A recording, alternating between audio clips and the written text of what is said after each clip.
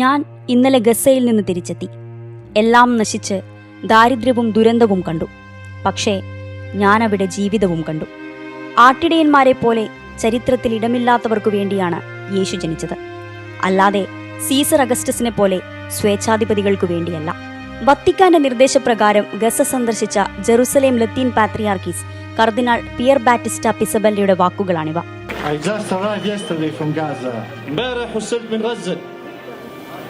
I saw everything destroyed. لاحظت الدمار الشامل.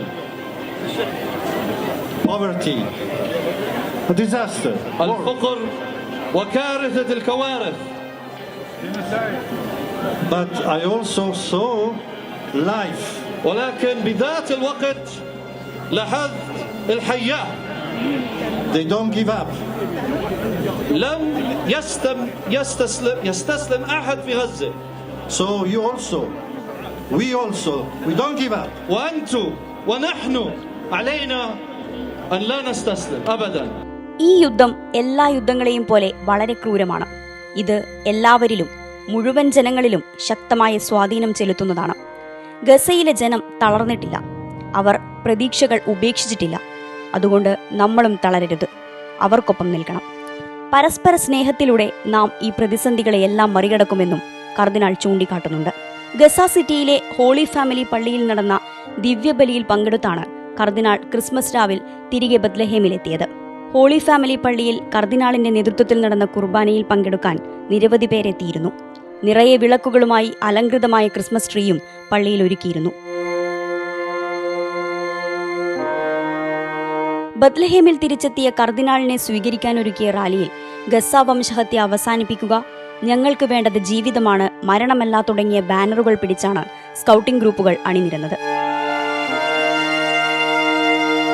പ്രത്യാശയുടെ പ്രകാശം നിറഞ്ഞു തുളുമ്പേണ്ടിയിരുന്ന ഉണ്ണിയേശുവിന്റെ ജന്മസ്ഥലമായ ബത്ലഹേമിൽ ഇത്തവണയും ആരവങ്ങളൊഴിഞ്ഞ ക്രിസ്മസ് നാളുകളാണ് കടന്നുപോകുന്നത്.